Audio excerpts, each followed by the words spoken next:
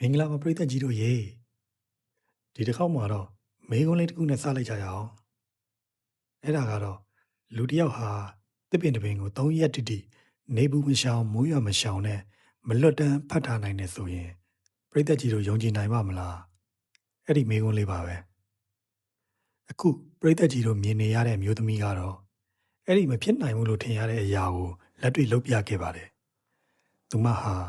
တစ်ပင်တစ်ပင်ကို82နာရီကြာအောင်ဖတ်ထားပြီးကမ္ဘာစံချိန်တင်နိုင်ခဲ့တဲ့အပြင်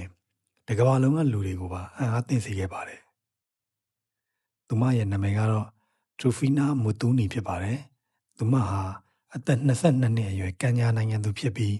တဘာဝပတ်ဝန်းကျင်ထိန်းသိမ်းရေးကိုစိတ်အားထက်သန်စွာနဲ့လှုပ်ရှားနေတဲ့သူတစ်ယောက်ဖြစ်ပါတယ်။ပြီးခဲ့တဲ့2025ခုနှစ်ဒီဇင်ဘာလ17ရက်နေ့တုန်းက Trufina Muthuni ဟာအချိန်ကြာဆုံးတစ်ပင်ဖတ်ထားနိုင်သူဆိုတဲ့စံချိန်တစ်ရပ်ကိုတင်ခဲ့ပါတယ်။ဒီကိစ္စဟာထင်သလောက်မလွယ်ကူနေပါဘူး။စံချိန်တင်မှုအတွက်သတ်မှတ်ထားတဲ့စီကံတွေစီးမြင်နေတာတကယ်ကိုခက်ခဲပါတယ်။တစ်ပင်ကိုဖတ်ထားနေစဉ်အတွင်းမှာ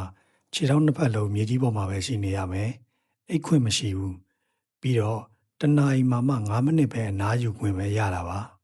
။သူမဟာနေပူမရှောင်မိုးရွာမရှောင်နဲ့ပြီးတော့ညရဲ့အေးတံကိုပါအန်တုပြီး3ရက်တိုင်တိုင်မနာတမ်းကြိုးစားခဲ့ပါတယ်။သူမဟာဘာကြောင့်ဒီလောက်အထိပြင်းပန်းပန်းကြိုးစားပြီးတော့လုပ်ခဲ့ရတာလဲ။အဖြေကတော့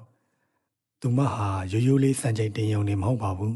။တစ်နေ့ထက်တစ်နေ့ဆိုးရွားလာတဲ့ရာသီဥတုပြောင်းလဲမှုတွေကိုလူတွေသတိပြုမိလာစေဖို့နဲ့တဘာဝပတ်ဝန်းကျင်ကိုတန်ဖိုးထားတက်လာစေဖို့အတွက်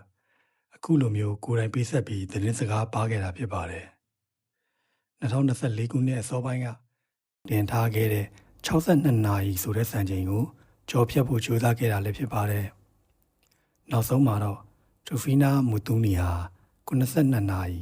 3ရက်တိတိပြည့်အောင်ဖတ်ထားနိုင်ခဲ့ပြီးအရင်စံချိန်တင်ထားတဲ့62နာရီကိုကျော်ဖြတ်ကစံချိန်တစ်ခုစိုက်ထူနိုင်ခဲ့ပါတယ်။ဒါဟာလူတစ်ယောက်ရဲ့စိတ်သက်ခိုင်မာမှုနဲ့သဘာဝတရားပေါ်ထားရှိတဲ့အချက်ကိုပြသလိုက်တာပဲဖြစ်ပါတယ်။စိတ်ဝင်စားစရာကောင်းတာကဒီလိုစံချိန်တင်မှုကြိုးစားတာဟာကိုယ်ခန္ဓာတွေမကပဲစိတ်သက်ခိုင်မာမှုမျိုးကိုပါစမ်းသပ်တာဖြစ်ပါတယ်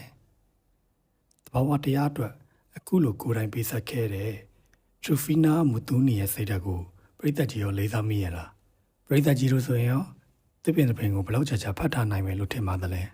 ။အောက်က comment မှာပြောပြသွားကြပါဦး။ကြည့်ရှုအားပေးသူတယောက်ချင်းစီကိုအများကြီးကျေးဇူးတင်ပါတယ်။နောက်ဗီဒီယိုတွေမှာပြန်လည်ဆုံတွေ့ကြပါအောင်လို့